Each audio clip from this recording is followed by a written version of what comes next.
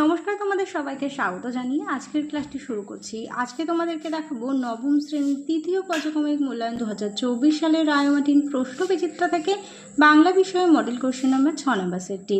তাহলে চলো আর দেরি না করে এবার আমরা দেখে নিই। প্রথমেই আছে সঠিক উত্তরটি বেছে নিয়ে লেখো। 16-17 বছরের দেহারও ছিপছিপে চেহারার শোভনের পরিচয় চিহ্নটি হলো ঘাড়ের দিকে ডান কানের কাছে একটি বড় জরুল।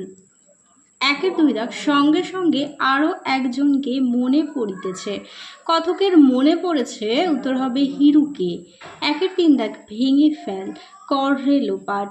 উদ্ধৃতাংশে যে ভেঙে ফেলা এবং লোপাট করার কথা বলা হয়েছে তা হলো লৌহ কপাট। 1-4 আমরা কবিতাটি কবি সত্যেন্দ্রনাথ দত্তের যে কাব্যগ্রন্থের অন্তর্গত সেটি হলো কুহু ও কেকা। 1-5 দাগ ঢেকির শাকের কথা পাঠ করিয়াছি। লেখিকা ঢেকির শাকের কথা পড়েছেন মহিলা পত্রিকায়। 1-6 এখনো সে সাধু পূর্ণ হইল। এখন সে সাধু পূর্ণ হইল। লেখিকার যেই সাধ পূর্ণ হয়েছে তা হলো তিনি পর্বতের একটি নমুনা হিসাবে প্রথমবার হিমালয় দর্শন করেছেন। 1-7 বাঙালির সর্বশ্রেষ্ঠ সাহিত্য সৃষ্টি, উত্তর হবে পদাবলী কীর্তনী। 1-8 স্পেনিশ শব্দ ম্যানিফিকোর অর্থ হলো চমকপ্রদ, অসামান্য। 1-9 শকুন্তলার অভিশাপ লাঘবের জন্য ঋষি দুর্বাসাকে অনুরোধ করেন সখী প্রিয়ংবদা। 1-10 গড় মিল শব্দে গড় একটি বিদেশি উপসর্গ।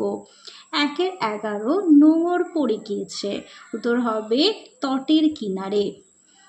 1-12 নবম শ্রেণী, এখানে নবম শব্দটি পূরণবাচক বিশেষণ। 1-13 মধ্য স্বরাগমের অপর দুটি নাম স্বরভক্তি, আরেকটি হলো বিপ্রকর্ষ। 14 দাগ একটি নাসিক্য ব্যঞ্জন ধ্বনি নয় বর্গাচ্য। আর 15 দাগ মা শিশুকে চাঁদ দেখায় নিম্নলিখিত ক্রিয়াটি কোন ধরনের, এটা হবে প্রযোজক। 16 দাগ একটি পার্শ্বিক ধ্বনির উদাহরণ হলো ল। 17 দাগ বাংলায় মৌলিক স্বরধ্বনির সংখ্যা আছে 7টি। 18 ব্যঙ্গ শব্দটির সন্ধি বিচ্ছেদ করলে হবে বাগযোগময়। এবার দেখো 2 দাগে চলে যায়। কম বেশি 15টি শব্দে যে কোনো 18টি প্রশ্নের উত্তর দিতে হবে। 2-1 দাগে আছে ইলিয়াস প্রতিবেশীকে ধন্যবাদ দিল। ইলিয়াস কেন তার প্রতিবেশীকে ধন্যবাদ জানিয়েছিল? একদা সমৃদ্ধিশালী ইলিয়াস ও তার স্ত্রী শেষ বয়সে সর্বহারা নিঃসঙ্গ হয়ে পড়ে। সেই সময় প্রতিবেশী মোহাম্মদ শাহ সৎ ও অতিথিবৎসল ইলিয়াসের দিকে সাহায্যের হাত বাড়িয়ে দিয়েছিলেন, তাই তিনি প্রতিবেশীকে ধন্যবাদ জানিয়েছিলেন। 2 দাগ gynoecium is crowd but solitary pride হওয়ার উচিত ও বস্তু। কোন বক্তা কোন প্রসঙ্গে কথা বলেছেন? হেডমাস্টার নরেশের সাহিত্য চর্চা প্রসঙ্গে কথাটি বলেছিল। পরের প্রশ্ন দেখো, ফুরোয় না সেই একগুঁয়ে মেয়েটার দুরন্ত পিপাসা। উদ্ধৃতাংশটি কোন কবিতা থেকে গৃহীত হয়েছে? উত্তর হবে আবহমান। পরের প্রশ্ন, রক্ত প্রবাহের মাঝে ফেনাইয়া ওঠে। রক্ত প্রবাহের মধ্যে কি ফেনিয়া ওঠে? উত্তরটি দেখো তোমাদের রায়মার্টিন সহায়িকার 126 নম্বর পেজে।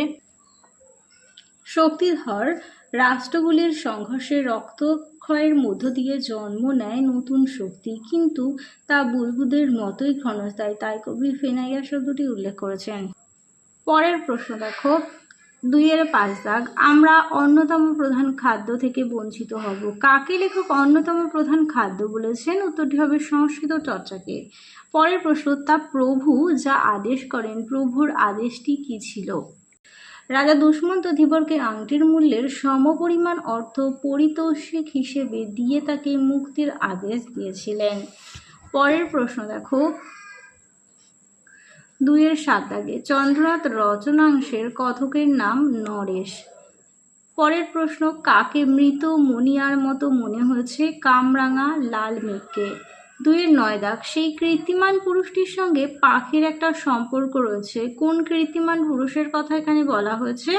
বিখ্যাত চিরিয়ান জাদুকর আরগসের কথা এখানে বলা হয়েছে।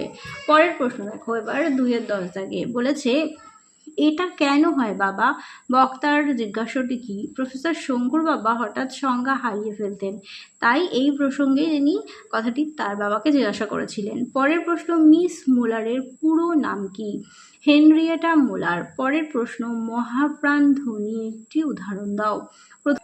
প্রথম বর্গ ও চতুর্থ বর্গের উদাহরণগুলো দেবে, আমি ঘ লিখলাম।